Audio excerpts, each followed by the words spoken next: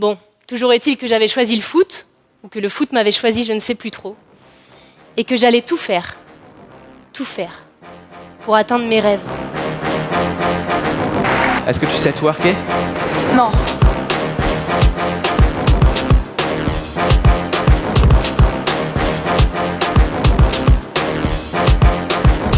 Est-ce que tu sais twerker? Non. Bonjour et bienvenue dans À défaut de twerker, le hors-série qui s'intéresse aux aspects historiques, sociologiques et politiques du foot féminin. À défaut de savoir twerker, mes invités savent jouer au foot et en parler. Mais avant d'écouter l'interview, je vous propose un petit point actu. Le mondial, les dernières infos. Carton plein, l'objectif de Corinne Diacre est atteint. 3 matchs, 3 victoires. Les Bleus sortent des phases de poule sur un sans faute grâce à la victoire contre le Nigeria 1-0. But de Wendy Renard sur un penalty, un but qui a failli échapper aux Bleus. Wendy Renard a tiré ce penalty une première fois et l'a loupé, mais grâce à l'arbitrage vidéo, il lui a été de nouveau accordé. Deuxième coup, c'est passé. Les Françaises terminent donc première du groupe A. Désormais, c'est une nouvelle compétition qui s'ouvre, a réagi juste après le match Eugénie Le Sommer. Nous sommes à un tournant pour le foot au féminin et on a intérêt à bien le prendre. La phrase est de Laurent Nicolin, le président du club de Montpellier, pas franchement optimiste sur l'effet Coupe du Monde pour les clubs. Il reste beaucoup de boulot si l'on ne veut pas que le championnat s'affaiblisse, dit-il. Du boulot comme celui réalisé par la Ligue de football espagnole qui met 10 millions d'euros sur la table pour les sections féminines des clubs. Sinon, prévient Nicolin, notre championnat deviendra quelconque et nos meilleures joueuses partiront en Espagne ou en Angleterre. Preuve s'il en fallait que femmes et hommes ne sont pas logés à la même enseigne, la presse anglaise a révélé que les joueuses de l'équipe nationale ont pris un avion sur un vol régulier pour rejoindre Nice où elles ont affronté l'Écosse pour leur premier match, tandis que l'équipe masculine Espoir, elle, a eu droit à un jet privé pour rejoindre l'Italie afin d'y disputer l'Euro des U21. Et pourtant, ce mondial féminin s'annonce déjà plus rentable pour les chaînes de télé françaises que la Coupe du Monde masculine en Russie l'an dernier. Si les Bleus EUS avaient permis d'engendrer 58 millions de retombées publicitaires, les frais de production, les droits de retransmission avaient dépassé les 75 millions d'euros. A l'inverse, TF1 a dépensé entre 10 et 12 millions pour la Coupe en France. Et si les Bleus EUES arrivent en finale, elles pourraient rapporter près de 20 millions d'euros à la chaîne du groupe Bouygues. Il y a moins d'argent dans le football au féminin, mais aussi moins de hooligans. C'est un commissaire spécialisé dans le hooliganisme qui l'explique. Le dispositif de sécurité pour ce mondial 2019 est tout aussi sévère que pour l'Euro 2016 organisé en France. Plusieurs centaines de policiers mobilisés à chaque match, mais les risques sont clairement moindres. C'est une bonne nouvelle, les hooligans ne s'intéressent pas du tout au foot féminin, les ultras sont quasiment inexistants, se félicite le fonctionnaire. Résultat, depuis le début de la compétition, aucun incident majeur à déplorer. C'est l'une des belles histoires de ce mondial. Mexico 1971, ce n'était pas officiellement une Coupe du Monde, l'Angleterre affronte l'Argentine. En 2019, à l'occasion de la Coupe du Monde en France, des joueuses des deux équipes se sont retrouvées par hasard. Des Anglaises ont reconnu des maillots argentins portés par des femmes de leur âge à la gare du Havre. Elles leur ont demandé si elles étaient d'anciennes joueuses avant de se rendre compte qu'elles avaient toutes partagé ce terrain mexicain sur lequel elles s'étaient affrontées il y a 48 ans. Pour le match France-Nigeria, je suis allée au Point éphémère, un bar mais aussi un centre artistique dans le 19e, qui accueille des concerts, des expos, des projections et puis la Coupe du Monde. À l'occasion de ce France-Nigeria, le magazine Cosette avait organisé une table ronde en partenariat avec Europe 1 et Sport et Citoyenneté.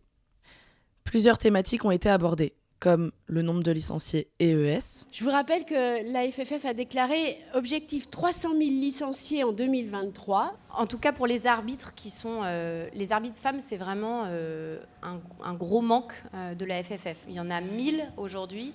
Au total, des arbitres en France, il y en a 25 000. 1000 femmes sur 25 000, c'est pas beaucoup. La personne que vous entendez, c'est Camille Maestracci, journaliste qui a réalisé le podcast Les Attaquantes. C'est vraiment un domaine qui pêche dans la féminisation du football. Et effectivement, les femmes s'autocensurent, se mettent des freins, parce que quand on veut être arbitre au très haut niveau, on en parlera peut-être, mais on doit passer les mêmes tests que les hommes. Donc ça demande beaucoup plus d'entraînement. Et donc, quand on s'entraîne beaucoup, peut-être que, en tout cas certaines femmes, se disent bah non mais là j'ai envie d'avoir un enfant, est-ce que je reviendrai au plus haut niveau après ma grossesse, ou maintenant que j'ai mon enfant il faut que je m'en occupe, etc. Aux États-Unis ça se fait, il y a plein de joueuses dans l'équipe nationale qui ont déjà eu un enfant, qui reviennent, etc. En France, personne. Ça s'est encore jamais vu et jamais fait, donc c'est peut-être aussi là que... Si, dans les niveaux inférieurs, mais en D2 quoi. Oui, c'est ça. En équipe de France, si. Ouais, voilà, c'est ce que disait Wendy Renard. Les hommes ont le droit de parler à ce débat. Ouais, c'est cool. Merci beaucoup d'inviter. Ah ouais, je vous avais pas dit.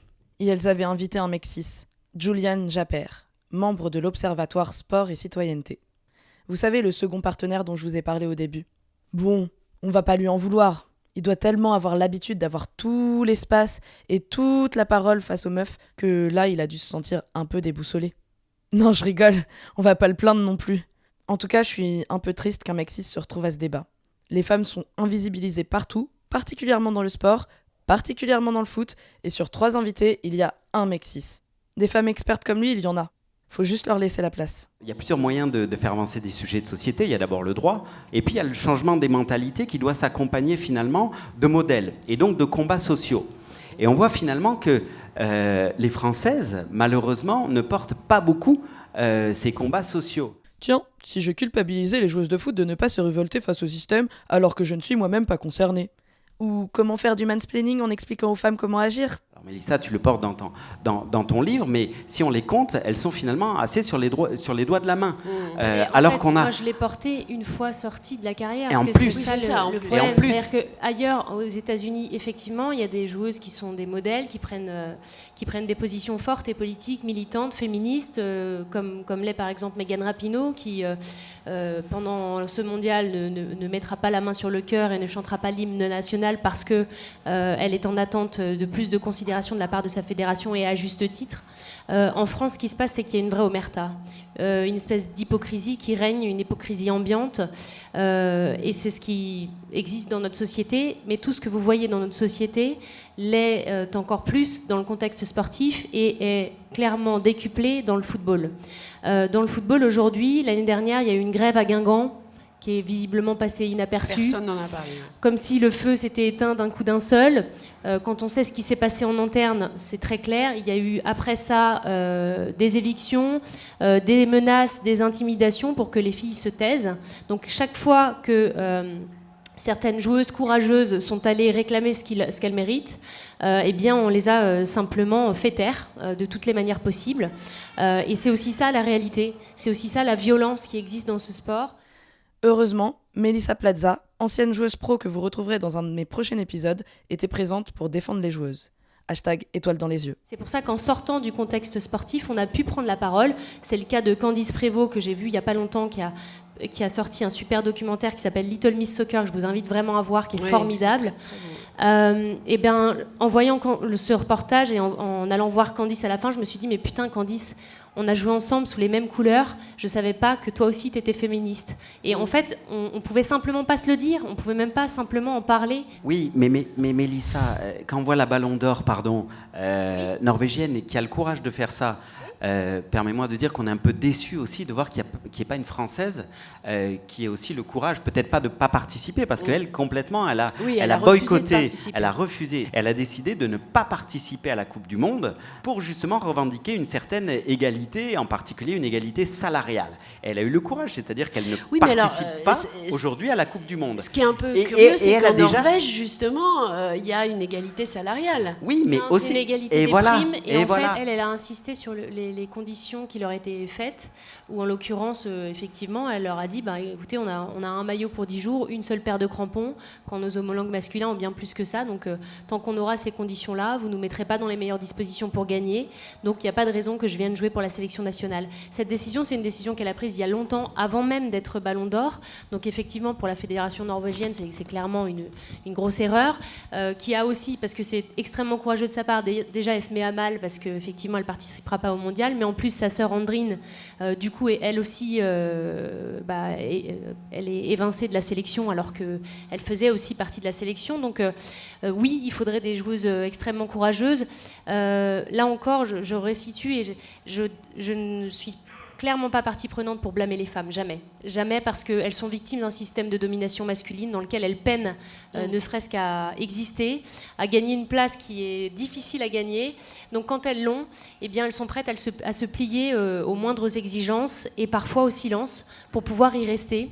Donc j'en ai fait partie, je le sais, et j'en parle clairement dans le livre. Oui, il faut du courage, beaucoup. Et Ada a probablement aussi un contexte sociétal et familial important qui lui permet de prendre des positions claires et de les assumer jusqu'au bout. Mélissa Plaza, vous n'êtes pas très optimiste en fait. Voilà, parce que quand tu as conscience des réalités et que tu remets en cause un système de domination, on centre le débat sur ton curseur d'optimisme. En quoi c'est important ? Une femme doit toujours être heureuse quoi qu'il se passe, c'est ça ? Il ne s'agit pas ici d'optimisme, mais de faits réels. Sur la question du choix des clubs à investir ou pas dans la section féminine, il se trouve que tous les clubs professionnels sont dirigés par des hommes. Donc ce sens des priorités de se dire, est-ce que l'argent qu'on gagne avec l'équipe masculine, parce que pour l'instant l'équipe féminine, sauf cas de l'OL, du PSG, rapporte pas encore beaucoup, et ben on décide, un club professionnel va décider de mettre tant de millions dans son équipe féminine pour la booster, pour justement... Oui, mais pardon, je te coupe. Ouais. Excuse-moi, je ne devrais pas le faire. Non, mais... Oui. Bah alors, continue maintenant. Tu l'autorises ? Oui, absolument. Non, mais oui, j'entends ce que tu dis. Conseil à toutes les personnes, ne coupez pas la parole aux gens. Conseil à tous les mecs cis, ne coupez pas la parole aux femmes pour ensuite vous mettre dans une position de victime en essayant ainsi de prouver votre bonne foi et votre pseudo-soutien féministe. Si vous voulez agir en allié, laissez les femmes s'exprimer, ne leur coupez pas la parole. Conseil aux animateuristes de débat, si un homme coupe la parole à une femme, remettez-le à sa place. Ne demandez pas à la femme si elle est OK pour qu'il continue sa phrase. Pourquoi aurait-il plus le droit qu'elle de continuer sa phrase ? Qu'il n'a même pas commencé, by the way. Mais la problématique, elle est qu'en fait, les hommes qui dirigent le foot et qui mettent des femmes à des postes à responsabilité, alors tu l'as dit tout à l'heure, Mélissa, ne permettent peut-être pas à ces femmes d'avoir le pouvoir qu'elles devraient avoir, mais quand elles l'ont finalement, et c'est le sujet aujourd'hui de la Coupe du Monde, il y a des femmes qui ont du pouvoir aujourd'hui sur cette compétition, elles ne travaillent pas ce que tu viens de dire. Non mais couper la parole pour dire que les femmes qui ont des postes à responsabilité ne font pas assez pour la cause des femmes, merci. Donc là, l'oppresseur est en train de culpabiliser les minorités opprimées, là. Vous avez capté ? Alors que ceux qui ont réellement le pouvoir de faire changer les choses, ceux qui occupent le plus de postes à responsabilité, ce sont ces mêmes oppresseurs. Alors oui, on a le pouvoir de faire changer les choses parce que si on avait attendu les oppresseurs, on n'aurait juste rien. Mais tout de même, babe, tu oublies un peu qu'on vit dans un système de domination patriarcale par lequel il n'est pas vraiment facile d'agir si on fait partie d'une minorité de genre. Ces femmes qui se sont tant battues pour arriver là où elles en sont aujourd'hui, y compris dans les instances fédérales, qui ont adopté effectivement les codes de la masculinité parce qu'elles n'ont pas pu faire autrement que de les adopter pour exister dans ce milieu-là, quel est vraiment le pouvoir qu'elles ont ? Est-ce qu'il y en a beaucoup des femmes qui vivent du foot ? Ce que m'a dit la Fédé, c'est que sur la D1 et la D2, elles sont 86 femmes à vivre du football, à ne pas avoir de job à côté. Je pense qu'on est assez proche donc, de la réalité. Ça veut dire qu'en gros, 2/3 des femmes ont un job à côté. Voilà, donc ça c'est à mon avis assez proche de la réalité. La question maintenant des montants, parce que c'est ça qui nous intéresse. Hein, c'est ça qui fâche. Donc au club de l'Olympique Lyonnais, les filles vivent bien. Très bien, puisque Ada Hegerberg a 33 000 balles par mois, ce qui à l'échelle d'une vie humaine est complètement dingue, je vous l'accorde. Son homologue masculin, le joueur le mieux payé dans le club, c'est Mapu Yanga Miwa, il a 183 000 euros par mois. Voilà, il joue pas. Bon, je dis ça. Mais partout ailleurs, c'est sauf qui peut en fait. Moi j'ai une copine qui est venue il y a pas longtemps, qui est capitaine d'une équipe de D1, qui a 250 balles par mois. Voilà. 250 balles, ça couvre pas ses frais parce qu'elle est à 1 heure de route de son lieu d'entraînement et elle est capitaine d'une équipe de D1. Vous avez aujourd'hui encore en équipe de France, Maëva Clémaron en fait partie, Charlotte Bilbao en fait partie, des joueuses internationales qui ont un deuxième boulot à côté. Est-ce que c'est normal ? Puis le match a commencé. Le ballon en retrait au Paranosier. Au choix là encore. Et j'ai commencé mes interviews. Bon, juste pour commencer, comment t'as trouvé le débat ? Le débat, c'était intéressant. Après, je pense qu'il y a des questions encore plus évidentes qu'on se pose vraiment pas et je sais pas si on n'ose pas les aborder, mais typiquement l'histoire de salaire de joueurs, ça me rend ouf quoi. Quand tu vois même les inégalités salariales, certes entre les hommes et les femmes, mais quand tu vois les sommes qui sont payées les joueurs masculins, et après on se demande où est la thune dans la fédération, mais ça fait péter un câble quoi. Après, cette question, elle a été abordée dans le débat. Oui, ça a été abordé, mais en fait, au lieu de se demander justement genre... ils ont vachement tourné autour du pot en disant genre ouais, est-ce que les sponsors ils sont pas assez intéressés, trouver des investisseurs, des sponsors pour les clubs pour pouvoir donner plus d'argent à la section féminine. Je dis mais en fait il est là l'argent, arrêtez de payer des 1000 et des 100 à des mecs, enlever leurs 50K par an, ils vont très bien vivre, je veux dire ils sont loin d'être dans la misère et là vous aurez la thune en fait. C'est quoi ton pronostic ? J'en ai aucune idée. Alors en fait moi il faut savoir que genre j'y comprends rien au foot, mais j'adore regarder. Mais c'est cool. Attends, tu te fous de ma gueule, genre l'an dernier on était regarder des matchs de... Ouais mais je comprenais rien non plus. Je connais pas le nom des joueurs, des joueuses, en général je peux pas dire qui vient de quel club, mais c'est peut-être parce que je m'en fous un peu aussi. Mais non par contre moi j'aime le spectacle et le sport pour moi c'est un spectacle. Attends, tu peux te dire comment tu t'appelles ? Moi c'est Manuela ou sinon on m'appelle Mastu. Ouais. Pourquoi on t'appelle Mastu ?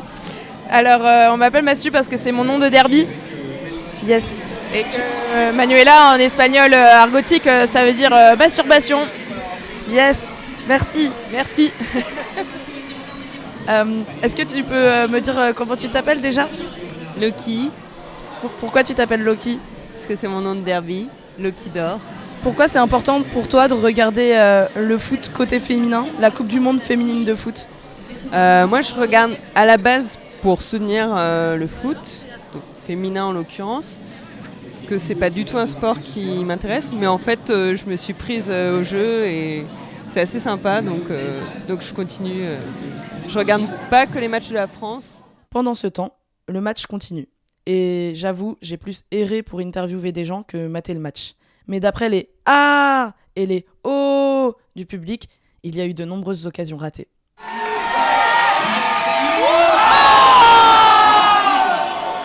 À la mi-temps, c'est le drame. Le point de non-retour. Non, je rigole. J'ai interviewé une de mes potes dont je tairai le nom. Pendant un match de foot, en buvant de la bière, on a parlé de cul. Vas-y, envoie tes questions. Hein.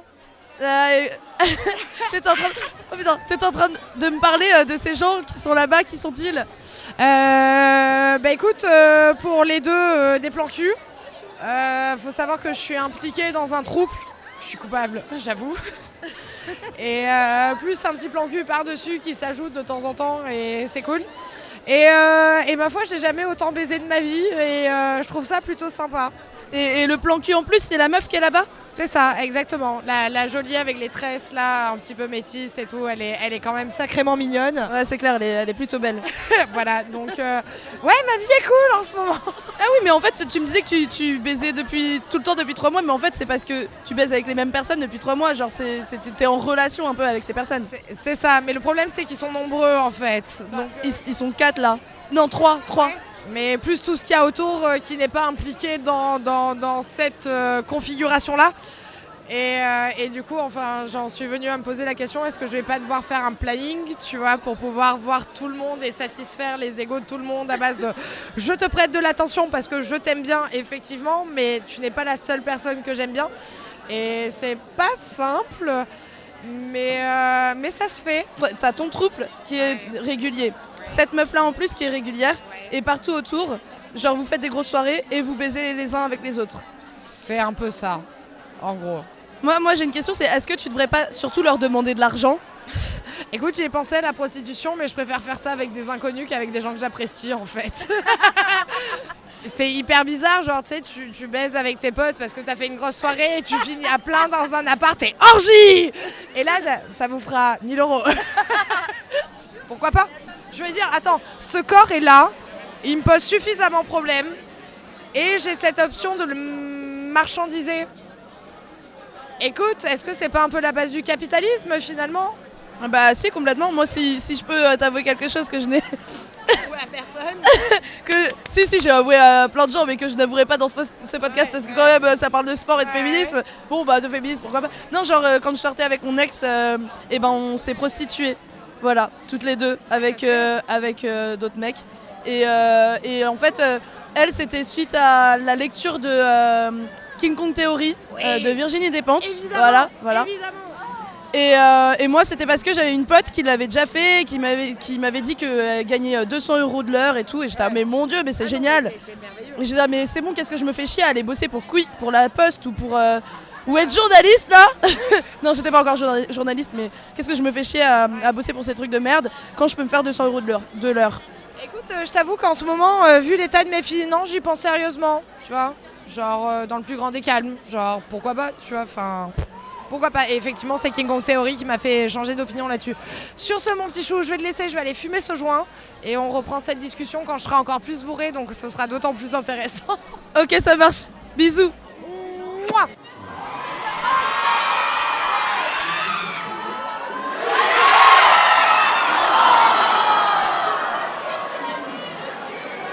C'est quoi ton pronostic, Goloc? La France, elle va gagner. Combien 40-0. Et c'est pas du basket? Ah, si. ah, C'est du bascout. du bascout. Moi j'aime bien le bascout. Moi j'aime bien quand il y a un ballon et quand il y a des filles. Bah surtout les filles, hein. Franchement, si ça peut se rouler dans la boue. Et les tenues légères, hein, s'il vous plaît. Là, on aime bien quand elle porte des petits shorts. Hein. Ah ben, il peut pas pleuvoir aussi. Elle pourrait pas avoir des t-shirts blancs et pas de brassière ni de soutien-gorge. Ah ouais, parce que Free de Booby, hein. Oh.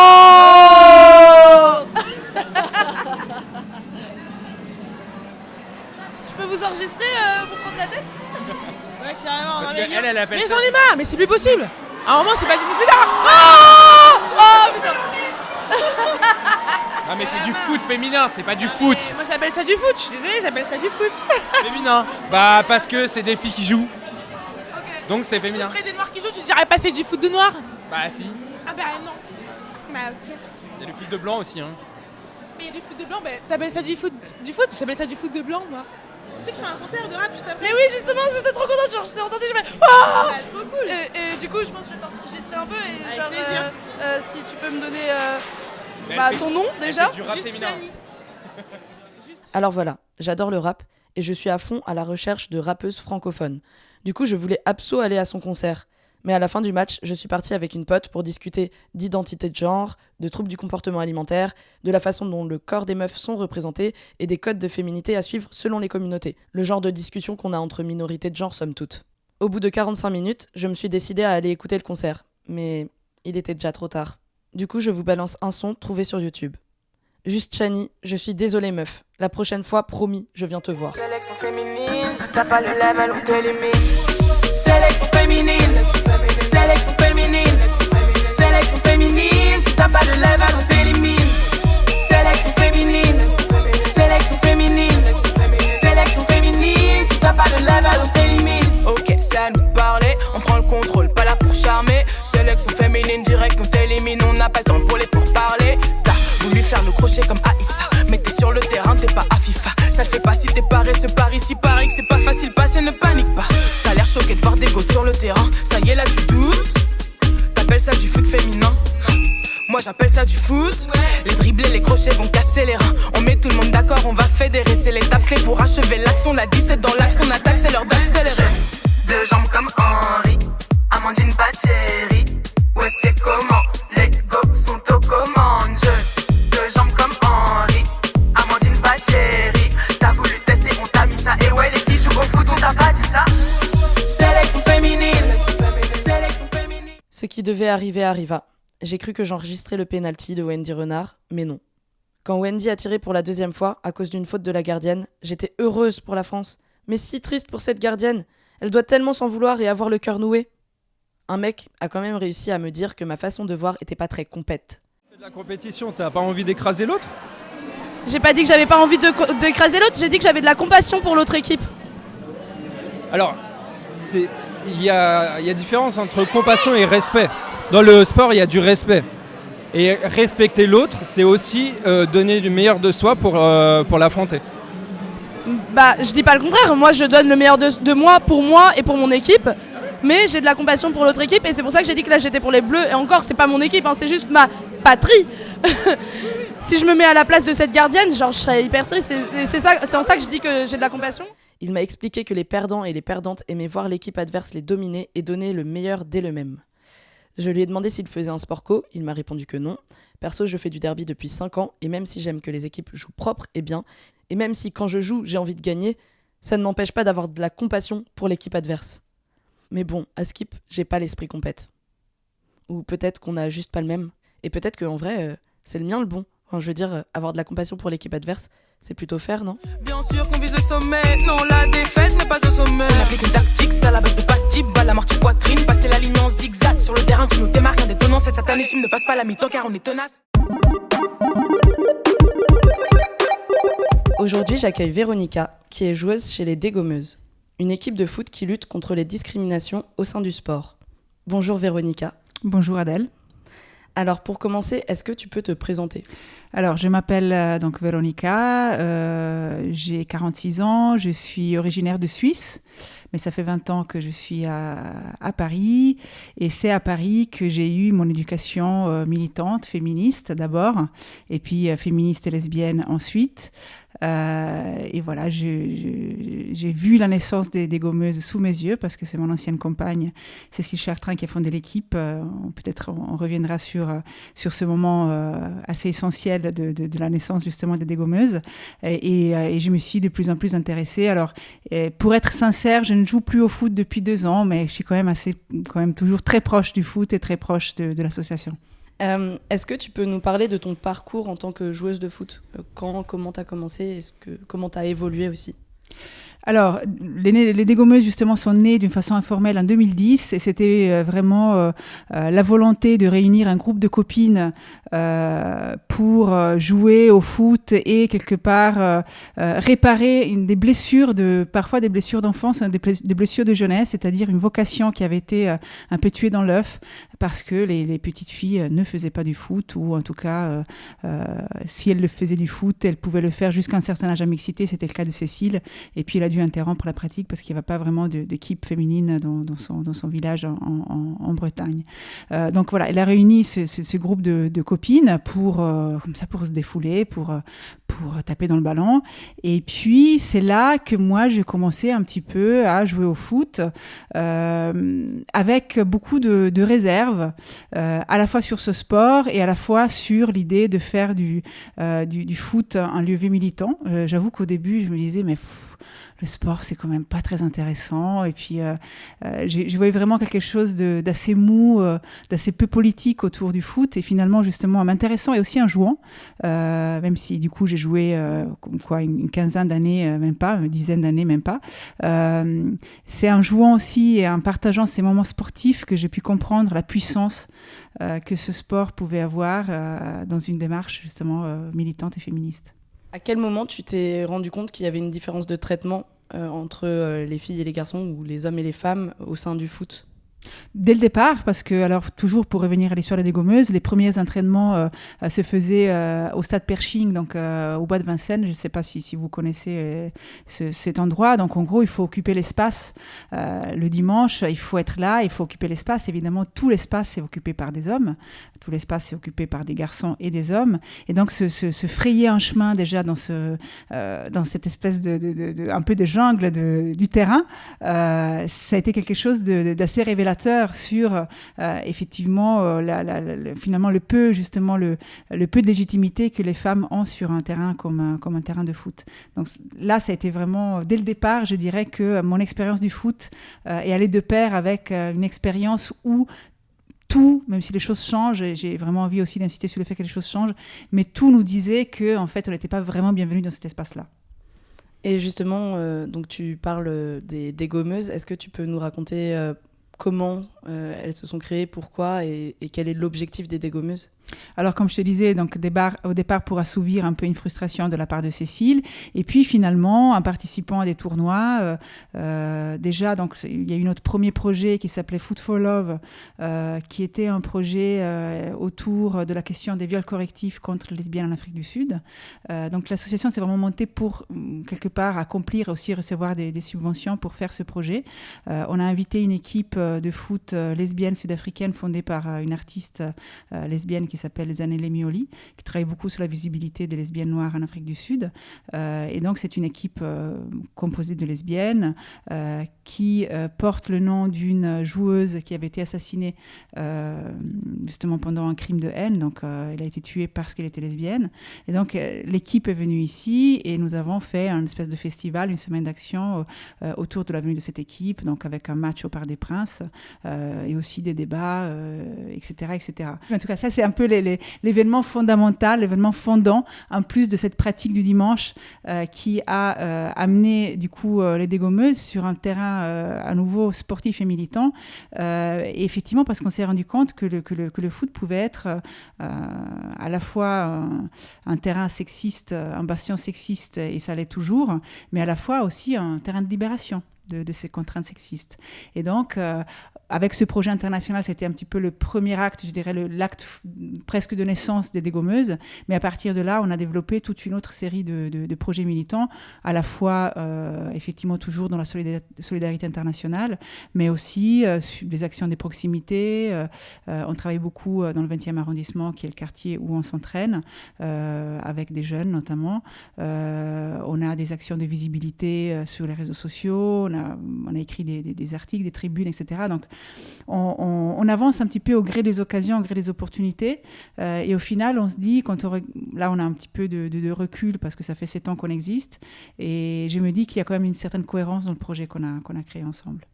Et justement, est-ce que vous voyez une évolution de la place du foot féminin dans la société, en tout cas en France ? Je pense que vraiment, à l'espace de quelques années, déjà, on entend parler du foot féminin de haut niveau, je dirais, dans les médias. C'est quand même un changement fondamental. Bientôt, dans quelques semaines, on aura la Coupe du Monde féminine qui va avoir lieu ici en France.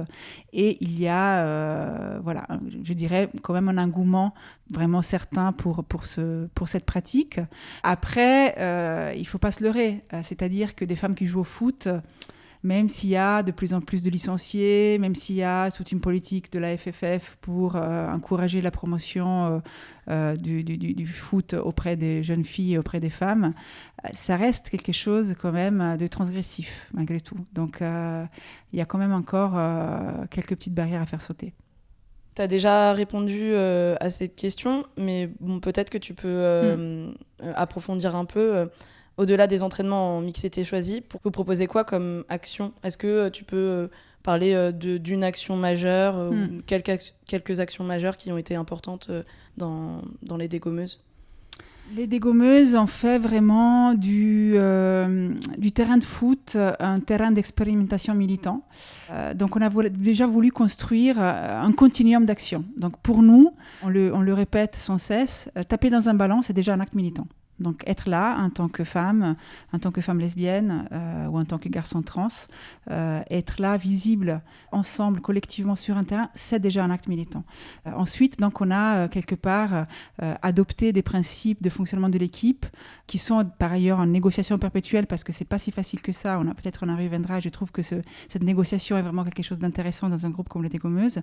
On a voulu justement adopter des principes qui encourageaient la pratique sportive le plus largement possible et qui essayaient vraiment de lever les freins à la pratique sportive. Donc, c'est les questions matérielles, donc avec une cotisation de 20 € par an avec des possibilités d'exonération, avec, pour des publics sans ressources, et notamment, nous avons pas mal de personnes qui viennent d'autres pays, donc dans des parcours soit de demande d'asile ou soit des parcours de migration autres. Voilà, on paye le pass Navigo, on peut payer le matériel, etc. La souplesse, le fait de pas devoir être complètement assidu. C'est un principe qu'on a un petit peu remis en question. Donc voilà, on arrive aussi à des limites parfois et on est confronté avec nos propres limites. Peut-être une autre chose, c'est qu'on ne fait jamais de sélection par niveau. Donc toutes les personnes jouent ensemble. Pour nous, c'est très important. Donc on a des entraînements où des débutantes jouent avec les joueuses expérimentées, ce qui évidemment crée des situations particulières parce que ça peut créer un peu de stress chez les débutantes, un peu d'impatience chez les confirmés. Donc, on a heureusement une superbe coach, Marilyn Lounès, qui adapte ces exercices à ces différents niveaux. Mais pour nous, c'est quand même très important justement de faire en sorte qu'on puisse, à partir de niveaux différents, construire un jeu qui est un seul jeu, qui est une seule équipe. Et ça fait aussi partie des principes des légomeuses. Ça, c'est vraiment les actions militantes qui sont liées directement à la pratique sportive. À notre pratique sportive, à l'équipe de foot qui est la nôtre. Ensuite, on a d'autres actions. On travaille beaucoup justement avec l'équipe de développement local du 20e, avec d'autres associations locales, pour faire des animations, actions auprès des jeunes, pour faire en sorte effectivement que tout simplement on puisse faire accepter à des jeunes garçons que les filles peuvent jouer au foot avec eux, tout simplement. Donc on est plutôt dans l'animation, dans l'éducation populaire. On a fait une brochure justement pour des jeunes sur ce sujet-là. Après, on peut faire évidemment des tournois aussi à mixité. Alors, toute la question de la mixité, c'est une question sur laquelle on a pas mal réfléchi. Alors, nous ne sommes pas de fait une équipe non mixte parce que nous avons des garçons trans qui sont dans l'équipe. Nous avons fait le choix de pas accepter des garçons cisgenres. Pourquoi ? Parce qu'on considère qu'ils ont déjà des espaces, assez d'espace pour pouvoir faire de la pratique sportive, alors que ce n'est pas forcément le cas pour des femmes, et notamment des femmes lesbiennes et des garçons trans. Donc pourquoi c'est important pour vous, pour les dégommeuses, de choisir de vous entraîner en mixité choisie ? Pour nous, c'est important, alors je disais, de construire un espace un peu refuge pour des personnes qui ont subi de discrimination, y compris dans des vestiaires ou sur des terrains de foot. Donc pour nous, c'est effectivement une démarche qui s'adresse d'abord à des personnes qui ont un parcours de ce point de vue-là semblable. Après, nous avons donc des entraînements qui sont réservés à des femmes ou à des garçons trans, mais il n'empêche que nous faisons pas mal de matchs en mixité avec des garçons cisgenres. Ce qui ne va pas de soi. Alors, c'est vrai que c'est une thématique très à la mode. Oui, il faut faire plus de mixité, il faut faire des sports mixtes, c'est génial, etc. Bon, en fait, c'est pas toujours si génial que ça. Alors, nous le faisons parce que c'est dans une visée pédagogique, parce que c'est important aussi d'être là et de montrer à des garçons qu'on peut jouer ensemble, qu'on peut effectivement construire un jeu ensemble. Donc, c'est très important. Mais dans le plaisir de cette pratique, souvent, le plaisir est un petit peu saboté par le fait qu'il y a quand même des réflexes qui reviennent au galop, donc les garçons se passent la balle entre eux et les filles sont souvent un peu exclues de ce jeu-là. Donc la mixité, c'est quelque chose qui doit être justement choisi. Et nous revendiquons le fait de pouvoir, selon le contexte, choisir avec qui on veut jouer. Par ailleurs, on tient à souligner le fait que quand on parle surtout de haut niveau, en tout cas quand on parle de cette question dans les médias, on parle de mixité dans le foot quand on parle de foot féminin. Jamais on dirait, donc on est dans une grande compétition sportive et puis on dirait oui, ce serait génial de faire du sport avec des meufs. Jamais cette réflexion viendrait à l'esprit des gens qui prennent la parole là-dessus. Par contre, quand il y a une Coupe du Monde féminine, quand il y a mais ce serait génial de faire des sports mixtes. En fait, non. Parfois, c'est bien aussi que les femmes puissent jouer entre elles, qu'elles puissent atteindre un bon niveau. Après, on peut avoir des espaces mixtes quand on les choisit. Il n'y a pas de souci et nous sommes tout à fait favorables. Nous le faisons dans notre pratique. Mais il faut faire attention à pas amputer aussi le plaisir qui est ce plaisir de se retrouver et de construire quelque chose aussi entre femmes. Nous revendiquons et entre lesbiennes, nous revendiquons cette possibilité-là. Ok. Moi, par mixité choisie, j'entendais vraiment le fait de choisir le type de mixité qu'on veut. Oui, j'ai bien compris. Ouais, okay. Oui, tout à fait. Mais du coup, si je comprends bien, vous décidez d'organiser des matchs aussi mixtes, donc avec des garçons, où vous mélangez les équipes, c'est ça ? Ou vous jouez contre des garçons ? Enfin, des on garçons, mélange les équipes. Des hommes cis. Okay. On mélange les équipes. D'accord. Donc, mais c'est très compliqué en fait. Y compris quand on mélange les équipes, y compris quand on souligne un petit peu des principes à avoir, c'est-à-dire effectivement faire passer la balle, faire des choses très banales. Il y a quand même des réticences, il y a quand même des petits réflexes, il y a quand même une compétitivité qui reprend le dessus et qui fait que les garçons ils se passent la balle entre eux. Donc c'est typiquement la situation frustrante. Je pense que toutes les petites filles qui ont joué dans la cour de récré ont vécu dans leur enfance et qu'on n'a vraiment plus envie de vivre quand on a 25 ans, 30, 35 ans ou dans mon cas 45 ans. Donc voilà, c'est un point que je tiens à souligner parce que cette histoire de mixité, de sport en mixité, vraiment, je trouve que parfois, c'est une réflexion très intéressante, mais parfois, c'est un peu un piège. Donc, laissez-nous jouer. On a envie de prendre du plaisir, de prendre notre pied. Et tout à l'heure, du coup, tu parlais du fait de payer le pass Navigo, de mettre en place des soutiens matériels et financiers. Vous, comment vous avez réussi à trouver les financements, en sachant que vous êtes une petite équipe majoritairement de femmes et que ça, c'est pas du tout valorisé? Alors, on s'est pas mal débrouillé. Il faut dire qu'un certain nombre d'entre nous a une certaine expérience dans la justement compilation de dossiers de demande de financement, des compétences, je dirais, professionnelles. Donc, on a vraiment dû quand même enfoncer des portes parce qu'au départ, y compris à la mairie de Paris, qui aujourd'hui est notre premier financeur, donc voilà, on ne va pas du tout cracher dans la soupe. Mais par contre, au départ, les réflexions qu'on avait, c'était « mais vous faites de la discrimination, si vous êtes une équipe de lesbiennes, mais vous faites de la discrimination ». On a dû quand même faire beaucoup de pédagogie pour arriver à avoir une légitimité. Aujourd'hui, je pense qu'on a une certaine fierté à dire qu'on non seulement nous avons une légitimité en tant que, je dirais, équipe appartenant au mouvement sportif LGBT, mais aussi équipe pouvant s'exprimer aussi sur le foot féminin. Alors, foot féminin, je crois que le mot est effectivement pas très bon. On devrait dire foot pratiqué par des femmes. J'ai dit foot féminin par facilité, mais évidemment, ce n'est pas une autre pratique que le foot masculin. Mais voilà, quoi qu'il en soit, effectivement, ces résistances étaient bien là et on a dû vraiment travailler notre discours et insister pour avoir des financements. Donc, je disais, la mairie de Paris est notre financeur, on va dire, récurrent. Maintenant, depuis un certain nombre d'années, il nous finance tous les ans.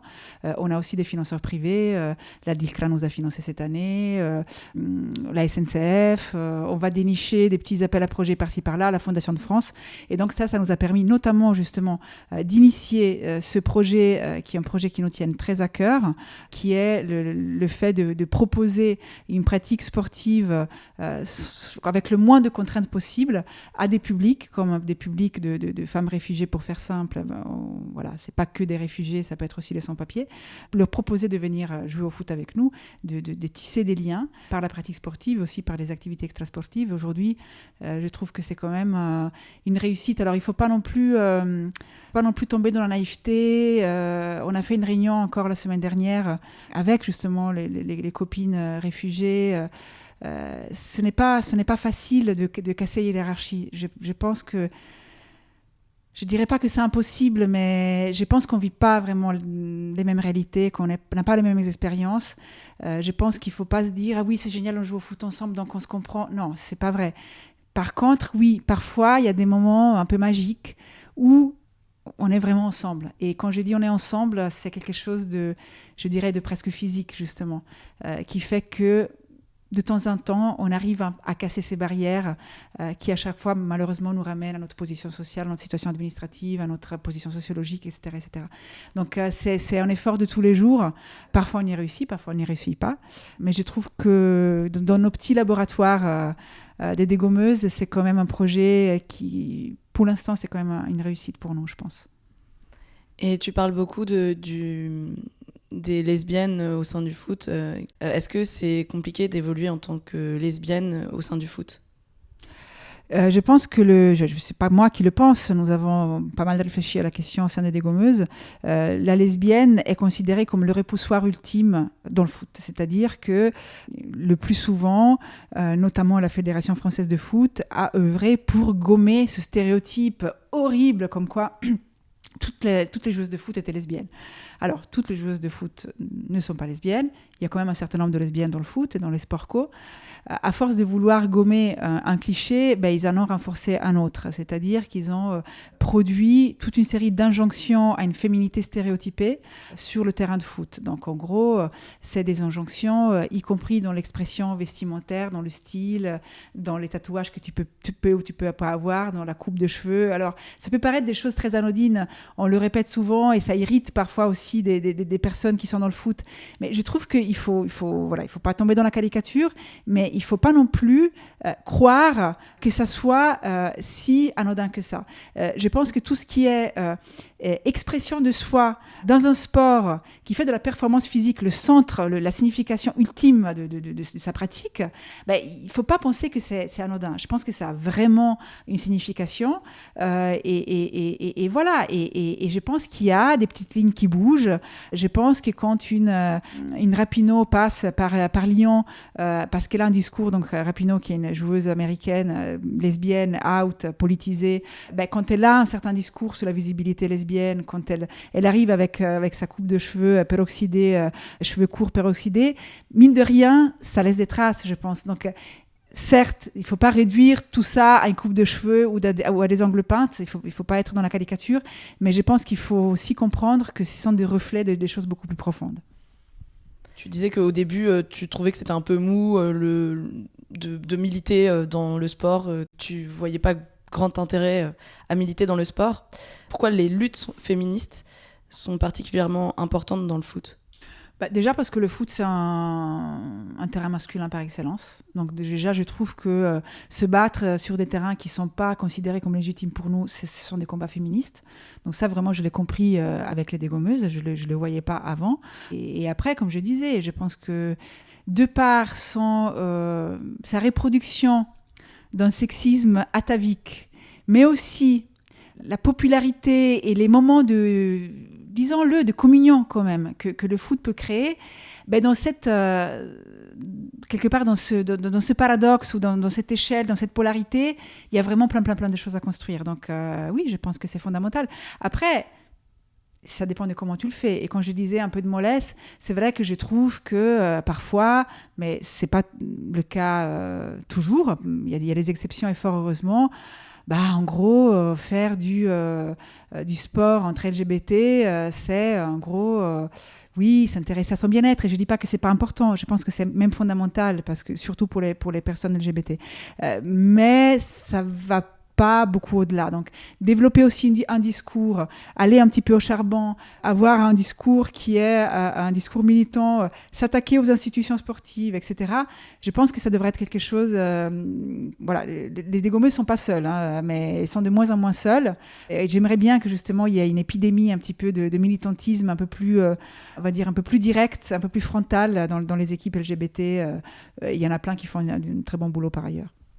Les dégommeuses ne sont pas seules. Tu peux citer quelques autres équipes qui œuvrent, ou des équipes, ou des fédés ou Alors, je pense aux débuteuses. On ne les connaît pas encore personnellement, mais on les suit sur les réseaux sociaux. C'est une équipe lyonnaise qui nous semble vraiment un peu, ça nous paraît un peu être nos sœurs lyonnaises, parce que je trouve qu'on a un peu les mêmes principes d'action. Donc, je pense que c'est une équipe assez récente, mais voilà, on leur souhaite une longue vie et une riche vie devant elle. Voilà, même si j'ai pu formuler des critiques, nous avons aussi fait des projets avec la FSGL, la Fédération sportive gay lesbienne. Ils ont été à nos côtés justement sur des projets notamment pour les réfugiés. On a participé avec donc toujours cette fédération et sous l'impulsion notamment de l'association Accept-ST, qui est une association trans, à la charte d'inclusion des trans dans les activités sportives de la FSGL. Enfin, voilà, il ne faut pas non plus mépriser, je trouve, le travail qui est fait, y compris quand il est fait autrement, même si nous, peut-être, on le ferait peut-être avec un autre style. Je pense qu'il faut reconnaître quand même le boulot qui est fait par d'autres acteurs. Je pense au Paris Arc-en-Ciel, je pense il y a des équipes que nous rencontrons dans des tournois de foot, notamment soit de five, donc c'est plutôt du foot indoor à 5 à 5 ou du foot à 7, donc plutôt à l'extérieur. C'est les Cacahuètes Slut, c'est les bastons et courtois Courtoisie, qui font simplement, par exemple, les bassins Courtoisie font la coupe Bernard Tapie. C'est une coupe une fois par an. Alors ça peut paraître, ok, c'est un tournoi. Mais là aussi, de voir ce five, ce hangar, parce qu'il faut comprendre ce que c'est si les gens n'ont pas encore été dans un endroit pareil. C'est un hangar où il y a des petits terrains de foot, donc le ballon ne sort jamais, donc ça sent la transpi, c'est humide parce que l'effort est intense. Et voir ces grands hangars envahis par des nanas, alors ça peut paraître, ok, un truc festif, de voir en plus après le parking envahi par des nanas qui se félicitent de leurs résultats, qui boivent des bières, etc. Ça peut paraître anodin, mais ça l'est pas tant que ça. Donc je pense que ça, par exemple, typiquement la coupe Bernard Tapie, c'est certes un événement festif. Je ne sais pas si les personnes qui l'organisent considèrent que c'est un événement militant. En tout cas, moi, je considère que c'est un événement militant et très important. Si on est complètement débutante et qu'on veut faire du foot au sein des dégommeuses, est-ce que c'est possible ? Et aussi, si on ne veut pas faire du foot mais qu'on veut rejoindre les dégommeuses, est-ce que c'est possible ? Alors, c'est possible. Je t'avoue que la question des inscriptions, c'est un casse-tête énorme et qui nous donne des sueurs froides, voire nous crève le cœur. Parce qu'en gros, normalement, qu'est-ce qui se passe ? Vers la fin du mois d'août, début du mois de septembre, on ouvre les inscriptions, donc tout venant, toutes les personnes, à nouveau, à l'exception des garçons cisgenres, toutes les exceptions qui veulent venir jouer au foot avec nous, elles viennent au stade, elles s'inscrivent, elles adhèrent à l'association. Mais les 2 dernières années, on a eu une telle affluence qu'on a dû fermer justement les inscriptions. Alors qu'un de nos principes au départ, c'était que les gens pouvaient venir en cours d'année. C'est fini parce qu'on ne peut plus justement, on n'arrive plus, on a un terrain qui est limité et ça devient extrêmement complexe de gérer tout ce monde qui veut venir jouer avec nous. Donc voilà, c'est possible. Là, justement, bientôt, on aura une prochaine réunion du conseil d'administration. On va discuter un peu en amont de comment faire l'année prochaine, parce qu'on est déjà tellement nombreuses aujourd'hui sur le terrain. Est-ce qu'on va réouvrir ou pas ? Moi, j'encourage toutes les nanas qui ont envie de créer des clubs de foot. Allez-y, il y a un engouement, il y a beaucoup de personnes, beaucoup de filles qui ont envie de jouer. Malheureusement, ça ne peut pas reposer que sur le dégommeuse. Et du coup, ce qui est un peu regrettable, je trouve, c'est que si on se retrouve à fermer les inscriptions, souvent les gens disent « Ah mais oui, mais c'est un truc fermé ». C'est pas ce qu'on voudrait, mais malheureusement, on y est contraint parce que la réalité des créneaux, la réalité du terrain est ce qu'elle est et on ne peut pas malheureusement aller au-delà, quoi. Est-ce que tu as quelque chose à ajouter ? Nous avons lancé un concours international, on appelle international la création d'affiches, parce qu'on s'était rendu compte, notamment, je ne sais pas si vous avez vu l'affiche qui est l'affiche officielle de la FIFA. Bon, nous, on trouve cette affiche pas du tout adaptée à une compétition de foot internationale. En gros, on ne voit pas du tout une joueuse de foot ou des joueuses de foot. On voit un visage de Marianne, complètement éthérienne, les cheveux au vent, la cocarde, je crois, ou en tout cas le bonnet pharyngien. Bref, maquillée. Elle semble maquillée, en tout cas. Maquillée, voilà. Donc, ça ne nous paraissait pas du tout adapté à représenter une compétition importante comme une compétition sportive de très haut niveau comme la Coupe du Monde. Donc, on a lancé un appel à création internationale qui s'appelle Footballeuse. Et l'idée, c'était vraiment de représenter cette diversité, les dégommeuses, en fait, en gros, dans le monde entier, parce que les dégommeuses ne sont pas qu'à Paris. Les dégommeuses, elles dégomment partout dans le monde. Et on voulait vraiment avoir cette représentation-là. Donc, une diversité de corps, de gabarits, d'origine, des femmes captées dans l'effort, dans la performance. Et on a reçu 149 affiches de 13 pays. Et donc là, le 5 juin, il y aura le vernissage. Malheureusement, on ne pourra pas toutes les exposer, mais il y aura quand même un diaporama avec pratiquement la totalité des affiches qui vont défiler. Et puis, on a une quinzaine d'affiches qui seront affichées au point éphémère le 5 juin à partir de 18h. Donc, j'espère retrouver toutes les personnes qui sont intéressées, à la fois par notre association et à la fois par le foot à cette occasion-là. Alors, l'épisode sortira après le 5 juin. Mince. Mais il y aura peut-être la possibilité de voir les affiches. Alors oui, parce qu'en plus, on participe à une initiative qui est portée par FAIR, qui est un réseau européen de lutte contre les discriminations dans le foot. Et il va y avoir une Diversity House, c'est-à-dire un endroit pendant la Coupe du Monde où il y aura de retransmission des matchs, des débats, des expos, etc. Donc, l'expo sera visible là. Et il y a, voilà, mais je le dis, mais du coup, ce sera trop tard. Le 4 juin, on fera aussi une table ronde sur le leadership des femmes dans le foot, avec des invités de prestige, parce qu'il y aura notamment Moya Dodd, qui était la seule, jusqu'à aujourd'hui, représentante femme dans le board de la FIFA. Ok, super. Ben, merci pour toutes ces infos et merci d'avoir répondu à mes questions. Merci Adèle. Petit après-propos. Le débat dont parle Véronica, organisé par les Dégommeuses sur le leadership des femmes dans le monde du foot, sera disponible en podcast et diffusé dans un prochain épisode d'À défaut de twerker. Bisous. Voilà, c'est la fin de l'épisode. À défaut de twerker est un hors-série du podcast L'Olympiade Femelle, qui s'intéresse au féminisme au pluriel et au sport au pluriel. Je remercie l'équipe de Podcut, sans qui cette aventure n'aurait pas été possible. Bisous.